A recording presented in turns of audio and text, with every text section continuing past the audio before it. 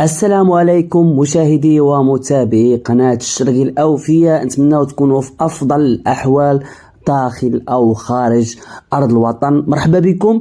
اليوم حنا كنتواجدوا في مستقبل مدينة طنجة قرب من المحطة جديدة هنا في مدينة طنجة. غادي نشوفوا هذا المنزل مستقل للبيع اللي عنده هاد جوج الكراجات كما كتشوفوا، الكراجات الكتريك. هذا هو الحي. بالنسبه للمنزل كيتكون من جوج ديال الكراجات وطابق.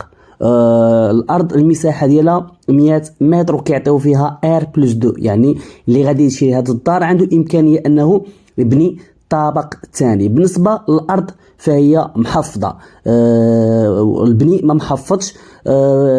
المكان هو تجزئه جديده كما كتشوفوا. هنا غادي تكون جرده ان شاء الله، يعني جات في ساحه كبيره. بالنسبه للشميشه فما كاينش اللي الديور قرابين منها. كيف ما قلت لكم المساحه ديال الارض 100 متر محفظه، البني ما محفظش، بحيث يعني بامكانكم انكم تزيدوا الطابق الثاني. فداكشي علاش صاحب المنزل ما بغاش يحفظها حتى يزيد الطابق الثاني، عاد يحفظها باش ما كتقامش الامور غاليه بزاف. هادو هما الدروج طلعه ديال الطابق الاول. كما كتشوفوا الدار الفينيسيون ديالها من داكشي رفيع، العمر ديالها مازال جديده. ومع الطلعه ديال الدروج غادي نشوفوا هذا الباب اللي غتدينا الحمام بلدي، يعني غادي نخليكم تشوفوه.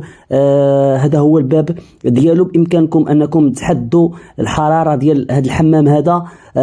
غادي ندخلوا ونشوفوا باش تكون عندكم فكره واضحه عليه. حمام بلدي، يعني السخونيه انا دخلت له شخصيا، سخون تبارك الله. هذاك الشيء يعني الواحد الا توحش الحمام بلدي فهو غادي يكون عنده في دارو. كيف ما كتشوفوا الفينيسيون، التقنيه جوده عاليه. الا غادي تزوروها ان شاء الله مازال صاحب المنزل غادي يوريكم اشياء جميله في هذا الحمام هذا.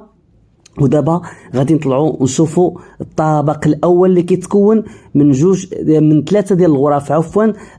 حمام، كذلك مطبخ مجهز، صاله، سيجور. هادشي كامل غادي نشوفوه. كيف ما قلت لكم ثلاثه ديال الغرف، حمام ومطبخ وصاله وسيجور، وكذلك الفوق كاين السطح. هذه هي الباب ديال الطابق الاول. غادي ندخلوا لها ونشوفوا الطابق كيفاش عامل. ولا باس للذكر بالنسبه للمساحه ديال الارض 100 متر، المساحه اللي مبنيه 110 ديال المتر. الارض محفظه والبني ما محفظش.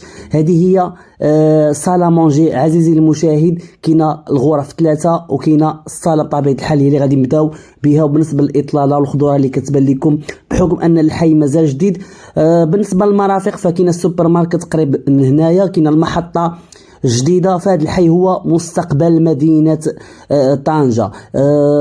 بالنسبة للثمن فهو 180 مليون سنتيم.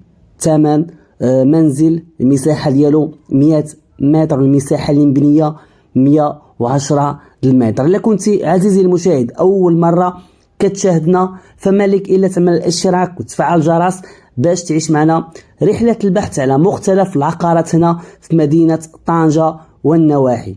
وشكرا على التشجيع ديالكم والثقة ديالكم فينا، وهذا كيزيدنا تكليف قبل ما يكون تحفيز.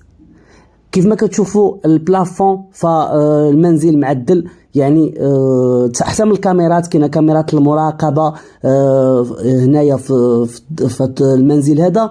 كاينه ستاراسيون ديال الماء وستاراسيون ديال الضوء معدل من داك الشيء الرفيع حتى تجيو تشوفوه. فصاحب المنزل غادي يقدر يقدم لكم المنزل ديالو اكثر بحيث معدلو على الذوق ديالو، وما كانش عنده فكره انه يبيعها لولا لظروف مستعجله. عزيزي المشاهد منزل للبيع قرب من المحطه جديده، المساحه ديالو 100 متر، المساحه اللي مبنيه 110 المتر. الارض محفظه والبني ما محفظش. بامكانكم انكم تبنيو الطابق الثاني.